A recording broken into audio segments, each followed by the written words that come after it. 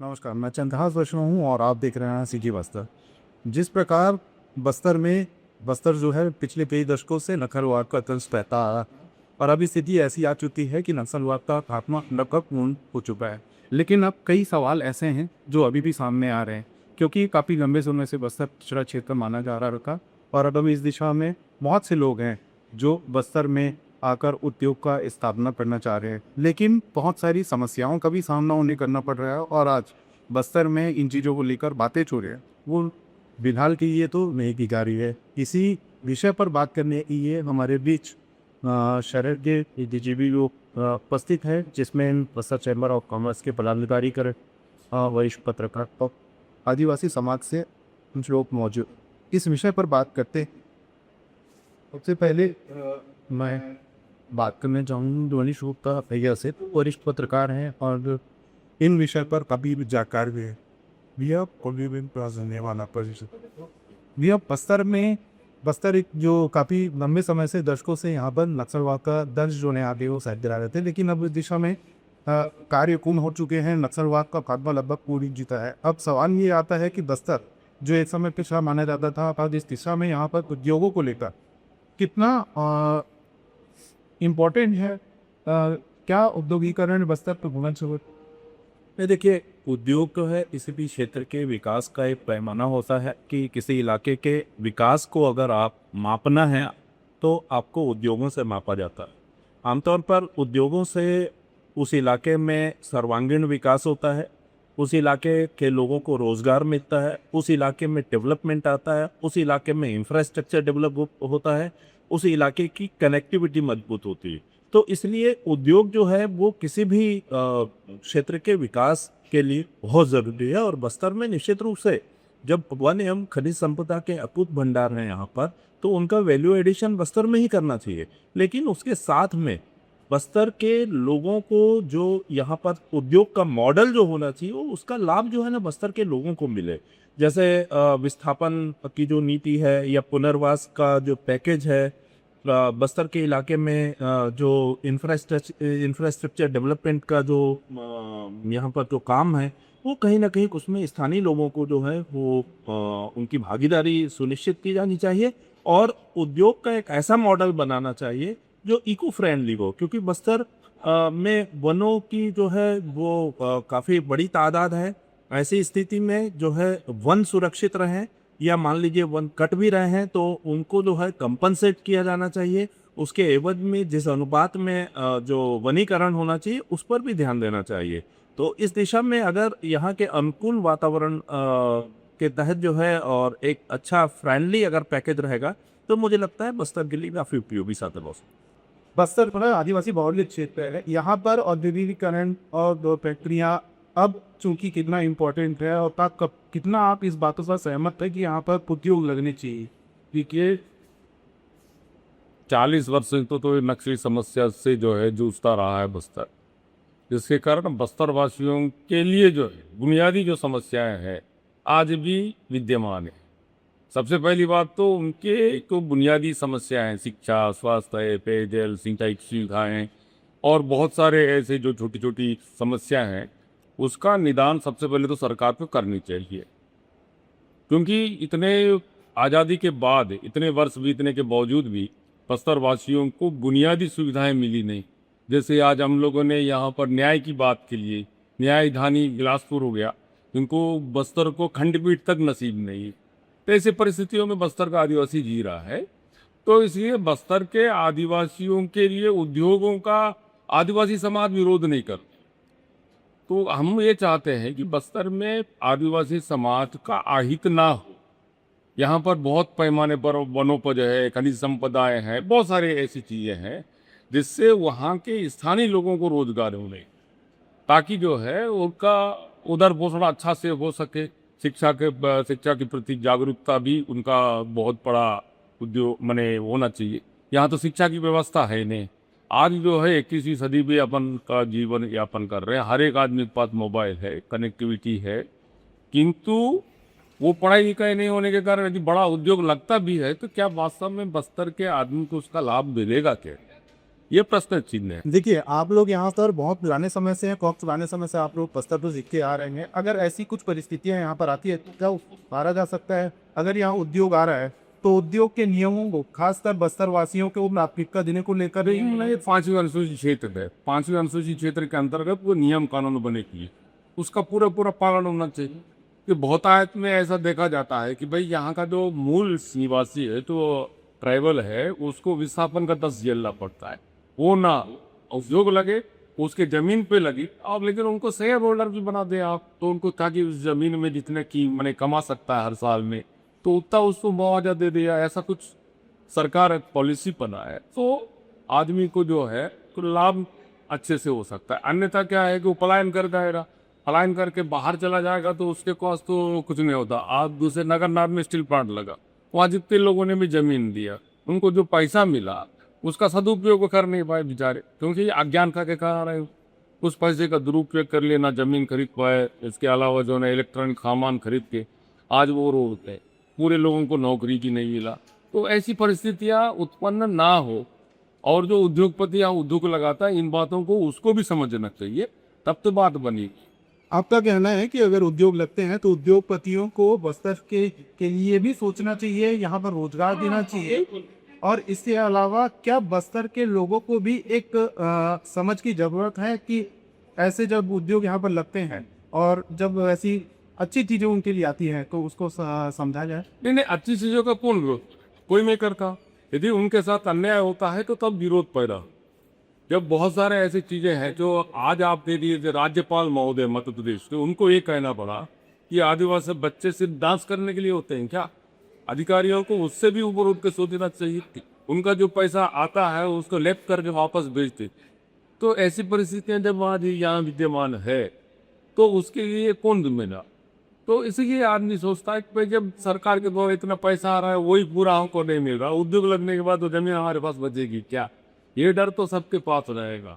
तो इसीलिए लोग को ये समझना चाहिए कि भाई उद्योग हमारे हित के लिए ही होता, लेकिन उस उद्योग के कारण हमारा अहित ना हो उसकी तो पहले सोचेगा। था आप भी हो, आदमी हो, कोई भी, खुद का एक ही जमीन से लगेगा, खुद का अहित हो तो ऐसा काम तुम करते हैं। मानो दरअसल मिश्र जी, आप भी आदिवासी पहाड़ से आपने बातचीत हैं, पहले भी ऐसी चीजें सामने आई हैं। एक वाकया मैं आपको बताना चाहता हूँ कि एक समय बस्तर क्षेत्र में टासा स्टील प्लांट की स्थापना थी, लेकिन कुछ विवादों के कारण जो है वो नहीं लग पाई। अब क्या ऐसे चीजों को सुधार लाने की जरूरत है और बस्तर में औद्योगिकीकरण करना चाहिए? देखिए, बस्तर के विकास, समुचित विकास के लिए, यानी वहाँ के रहने वाले सभी समाजों का, चाहे व्यापारी हो, चाहे कृषक हो, मजदूर हो, उनके विकास, उद्योग के विकास के लिए नहीं। यानी आपका नीतियाँ ऐसा होना चाहिए कि समग्र रूप से उद्योग, क्योंकि आज के युग में उद्योग महत्वपूर्ण है विकास के लिए, तो उन समाजों को, आवश्यकमंद परिवारों को साथ में लेकर ही विकास की योजना बननी चाहिए। हम तो पैसे कहते हैं कि आप उद्योग लगवाइए। यहाँ बस्तर में आप देखिए, जल जंगल से जितना भी वन उपज आता है उनका खुद उद्योग क्यों नहीं लगती? उचित पहल होना चाहिए। वन कटाई होता है, उसका खुद उद्योग पहले क्यों नहीं लगाना चाहिए? वो लगाइए। उसके बाद आप देखिए, आयरन ओर का उद्योग के रूप में NMDC ने अभी 2 साल पहले प्रोडक्शन शुरू हुआ है नगरनारी स्टील प्लांट्स में, है सर। वहाँ ये देखना चाहिए कि वास्तव में यहाँ के जो मूल निवासी जो रह रहे हैं, सभी समाज, वो कितना लाभान्वित है। आने वाला पीढ़ी क्या, उनको बेरोजगार नहीं, और किया भी कमी के अधिग्रहण होता है, उन जमीन अधिग्रहण में उनको सहभागी बनाइए। और जमीन अधिग्रहण और पर्यावरण अनुमति का विकल्प निकला हुआ है उनके पास नीति के तहत, तो उनको सहभागी बने हुए। फिर आप देखिए, विकास कोई नहीं चाहता, हम तो चाहते ही हैं। सबसे पिछड़ापन हमारे आदिवासी जनजाति समाज का है। हमें दर्द होता है कि आज इतनी 79 साल और कार्यक्षण सुविधा मिलने के बाद भी हमारा सब समाज सबसे अंतिम पायदान पिछड़ापन। कश्यप जी, जब जब बस्तर में उद्योग की बात आती है या ऐसे क्षेत्रों की बात आती है तो यहाँ भी लोगों को उसकी प्राथमिकता को मिलती है। अभी स्लरी पाइपलाइन भी जो एनएमडीसी से आ रही है, देखिए अभी आपने टाटा स्टील प्लांट की बात की, जो लोनागोड़ा क्षेत्र में 2008 से जो हुआ था, और जो स्टील प्लांट नगरनाथ में, वहाँ पर आप देख लीजिए, सबसे यदि भूमि अधिग्रहित हुआ तो जनजातीय समाज का हुआ है जी। तो विरोधी कहाँ हुआ जी, है ना, बल्कि सहयोग करना चाहिए, उनको बेहतर से बेहतर सुविधा मिले। लेकिन वहाँ पे कहीं ना कहीं आप उन नीतियों को लागू करने में, पुनर्वास नीति या मुआवजा नीति को लागू करने में कहीं ना कहीं चूक होती है। देखिए मैं आपको उदाहरण से बताऊंगा, नगरनार स्टील प्लांट में जिनका जमीन जिस परिवार का अधिग्रहण किया गया, उनके एक परिवार सदस्य को उस स्टील प्लांट में सेवा मिलनी थी। लेकिन देखना ये चाहिए था प्रशासन को कि जो युवा होगा उसे दिया जाए जी, या युवा नहीं हुआ है उसे दिया जाए। लेकिन ऐसा देखा गया, ऐसे बहुत से परिवार हैं जो 2 साल या 1 साल ही सर्विस करने के बाद जो रिटायरमेंट की स्थिति एज में आ गए, ना उनका मुआवजा का पैसा रहा, जमीन भी चली गई, नौकरी भी खत्म हो गई। लेकिन समय बदल रहा है। इस अवस्था में अगर कोई उद्योग यहाँ लगते हैं और उस पैरामीटर में खरे उतरते हैं बिल्कुल नियम, तो क्या आप उनका स्वागत करते हैं? अरे स्वागत नहीं, हम प्रगति चाहते हैं।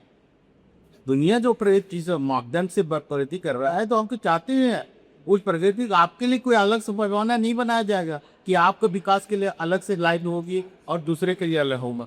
समग्र रूप से जो विकास है उसमें समर्थन कीजिए। हमारे बीच बस्तर चैम्बर ऑफ कॉमर्स के शाम समानी भी है, क्योंकि ये बहुत इम्पोर्टेंट रोल अदा करते हैं। व्यवसायीकरण किसी शहर में अगर होता है तो वहाँ के व्यापार जगत में भी इसका काफ़ी ज़्यादा असर पड़ता है। सर, आप इस चीज़ को क्या मानते हैं, इतना सही मानते हैं कि बस्तर में अब व्यवसाय की दृष्टि हो या आगे बढ़ने की स्थिति में बस्तर में व्यवसायीकरण कितने लगेगी? देखिए, किसी भी क्षेत्र के विकास के लिए वहाँ पर उद्योगीकरण, व्यवसायीकरण का बहुत आवश्यक है। और औद्योगिकरण और व्यवसायीकरण का उन्नति तभी होगा जब क्षेत्र का विकास होगा। इसके लिए प्रारंभिक संरचना जैसे कि सड़क, वायु साधन और रेल, ये सब की उपलब्धता हो। और बस्तर में काफ़ी लंबे समय से मांग होती रही है। और वर्तमान में शासन ने बहुत अच्छी औद्योगिक नीति भी बनाई है बस्तर को और पूरे छत्तीसगढ़ को लेकर के। उसमें बस्तर विकास खंड का और बस्तर संभाग का बहुत अच्छा महत्व दिया है, इस सब्सिडी भी दी है। लेकिन कुछ बेसिक समस्या है जो मैं कहना चाहूँगा, पिछले सरकार में पूरे राजधानी और रायपुर के अलावा पूरे देश से लगभग 60 उद्योगपतियों ने बस्तर में उद्योग लगाने के लिए एमओयू किया था शासन के साथ में, लेकिन एक भी उद्योग नहीं लग पाया। शासन को सोचना चाहिए क्यों नहीं लगा। और हम लोगों के अध्ययन से जो पता चलता है कि यहाँ मतलब खनिज आधारित और वनोपज आधारित बहुत संभावना है। और अब तो पर्यटन को भी उद्योग का दर्जा दे दिया गया है। तो 3 प्रकार के उद्योग यहाँ लगते हैं: खनिज आधारित उद्योग, वनोपज से संबंधित उद्योग और पर्यटन से संबंधित उद्योग।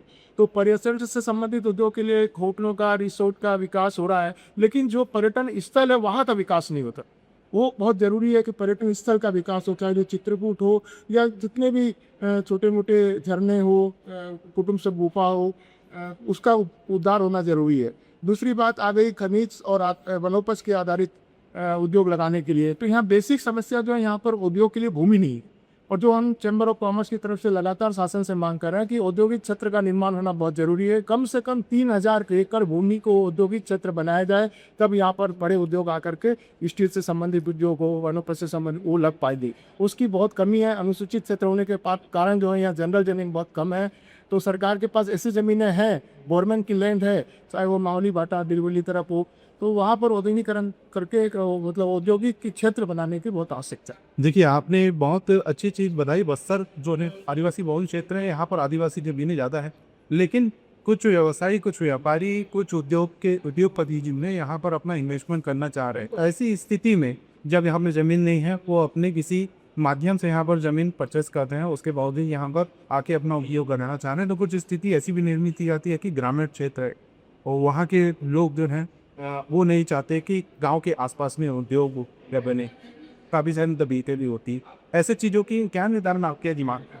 मैंने पहले भी आपको की भी इब्रो तो है, औद्योगिक क्षेत्र में लगे तो मतलब किसी को तकलीफ नहीं होती है। जैसे रायपुर है, सिलकरा है, उर्ला औद्योगिक क्षेत्र है, ऐसे अलग अलग इंडस्ट्रियल पार्क बने हुए हैं, इंडस्ट्रियल एरिया बना हुआ। तो बस्तर में ऐसा एक इंडस्ट्रियल एरिया मिले बस्तर में पिछले 50 वर्षों के अंदर में छोटी मोटी तीन मेरे बहन को 3 इंडस्ट्रियल एरिया है, जो एक पुरंदी इंडस्ट्रियल एरिया जो मुश्किल से 10-12 एकड़ का होगा, एक फेजरपुर जो इंडस्ट्रियल एरिया है वो भी 10-12 एकड़ का है, और एक गीदम रोड में जो इंडस्ट्रियल एरिया है। तो ये छोटे छोटे इंडस्ट्रियल एरिया में कोई बड़े उद्योग लग नहीं सकते। और शासन के पास ज़मीनें हैं, गवर्नमेंट की लैंड है, वीरान ज़मीनें पड़ी है, उसका डेवलपमेंट होना ज़रूरी है। वहाँ पर पानी बिजली की व्यवस्था अगर शासन करे और उसको इंडस्ट्रियल पार्क बनाए तो बहुत तेज़ी से विकास होगा बस्तर। उद्योग के लिए सीधा सीधा ये कहना है कि अगर सरकार अपनी पूरी सपोर्ट करती है और ऐसी अगर नीतियाँ बनाती है उद्योगों के लिए, तो ये काफ़ी अच्छा एक जो है औद्योगिकरण के लिए एक निवारण होगा। बोथरा जी, आप भी बस्तर चैम्बर ऑफ कॉमर्स में पदाधिकारी है, काफ़ी लंबे समय से आप बस्तर में हैं, बस्तर की सारी चीज़ों को देखते आ रहे हैं। आज नक्सलवाद हटने के बाद में पर्यटन क्षेत्र में और जहाँ तक बस्तर जो है खनिज संपदाओं का एक भंडारण है, अब धीरे धीरे और भी संपदाएं जो हैं यहाँ से निकल के सामने आएगी। तो जाहिर सी बात है कि बाहर से, विदेशों से, देश से अलग अलग उद्योगपति यहाँ पर आना चाहते हैं। तो उनके लिए आपको क्या लगता है कि ऐसे समय में, क्योंकि बस्तर अब आदिवासी बहुत क्षेत्र है, तो कहते नहीं जाने हो क्या इसमें विशाल की जा सकती? देखिए, जहाँ तक इंडस्ट्री की बात है, नगरनार इंडस्ट्री स्टील प्लांट चालू है, उसके साथ एंसिलरीज लगने हैं। सरकार ने 118 एकड़ भूमि अभी चयनित की है, लेकिन उस पर भी अभी तक कोई मतलब जो कार्य विकास का होना चाहिए वो होने के बाद कितने लोगों को वहाँ पर मिलेगी और कौन कौन सी इंडस्ट्री लगेगी, ये भी अभी तक मतलब जानकारी नहीं है, पहला। दूसरा, जो पर्यटन है, पर्यटन क्षेत्र को विकसित करना चाहिए, क्योंकि उससे जब बाहर के लोग आते हैं तो यहाँ के जो छोटे छोटे लोग हैं उनको भी रोजगार मिलता है, काम मिलता है। देखिए, आप देखिए जगदलपुर में पूर्ववर्ती सरकार के द्वारा दलपत सागर का विकास किया गया था, उसके सामने में अभी कितनी सारी गुमटियाँ लग गई है, तो कितने लोगों को वहाँ पर रोजगार मिला, क्योंकि लगभग रोज बस्तर के, जगदलपुर शहर के और आसपास के लोग वहाँ पर आते हैं, तो छोटी मोटी चीज़ें खाते पीते हैं, घूमते हैं परिवार के साथ, तो रोजगार मिलता है। तो ऐसे रोजगार जब मिलेंगे तो जो दूसरी लाइन में जाने वाले लोग हैं, युवा, वो नहीं भटकेंगे, और रोजगार मिलने से 2 पैसा कमाता है आदमी तो वो आगे बढ़ता है। रही बात इंडस्ट्री की, तो मैंने आपसे पहले कहा कि इंडस्ट्री के लिए जो क्षेत्र है वो सरकार को करना चाहिए, क्योंकि पिछली पूर्ववर्ती सरकार के समय जितने एमओयू थे कोई एक भी नहीं आ पाए, क्योंकि यहाँ पर भूमि नहीं है। तो इसके लिए भूमि का चयन अति आवश्यक है, क्योंकि जब भूमि सरकार से मिल जाएगी तो उद्योगपति को उद्योग लगाने में आसानी होगी।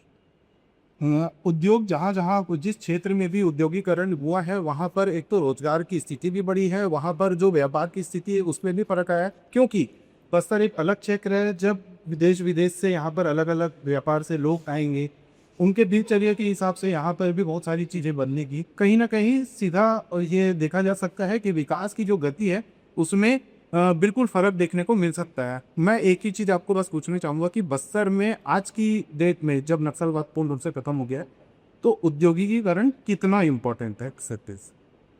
उद्योगीकरण भी बहुत इम्पोर्टेंट है, क्योंकि उद्योग लगने से विकास के रास्ते खुलते हैं, और जब विकास के रास्ते खुलते हैं तो जो पब्लिक होती है लोकल, और जो बाहर से भी लोग आते हैं, वो लोग रोजगार मिलता है तो उस क्षेत्र का विकास होता है, चाहे वो स्वास्थ्य का क्षेत्र हो, शिक्षा का क्षेत्र हो। क्योंकि जब तक बाहर से लोग नहीं आएंगे, यहाँ बाहर से इन द सेंस स्वास्थ्य के लिए जब डॉक्टर्स आएंगे, क्योंकि जब तक यहाँ पर सारी चीज़ें कनेक्टिविटी नहीं होगी तो वो विकास कैसे होगा।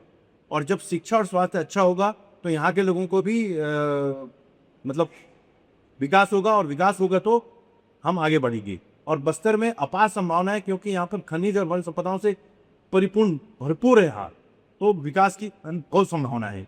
जी, बहुत धन्यवाद। सीधे और साफ तौर पर यहाँ पर बात करें तो यहाँ पर अलग अलग समाज के लोग भी उपस्थित थे, पत्रकार भी थे, और बस्तर चैम्बर ऑफ कॉमर्स के पदाधिकारी भी यहाँ पर मौजूद थे। अगर सार निकाल के बात किया जाए तो यह सीधी तौर पर कहा जा सकता है कि बस्तर जो है आदिवासी बहुल क्षेत्र है, यहाँ खनिज संपदाओं का भंडारण है। इसके अलावा जो लंबे समय से बस्तर की मांग है, जिसमें हवाई सेवा, रेल का विस्तारीकरण और व्यवसाय को लेकर अगर बात करें तो यहाँ पर सीधा साफ ये कहना है कि औद्योगिकीकरण जो है बस्तर के विकास के लिए एक बहुत बड़ा रोल अदा करता है, और अपार संभावनाएं हैं जिसे सरकार को भी देखनी चाहिए। सरकार अगर यहाँ पर आदिवासी क्षेत्रों के ग्रामीणों के लिए नियम बनाए, औद्योगिकरण के लिए नियम बनाए, तो यहाँ पर बहुत सारी संभावनाएं हैं जिससे बस्तर का विकास बहुत तेजी से हो सकता है।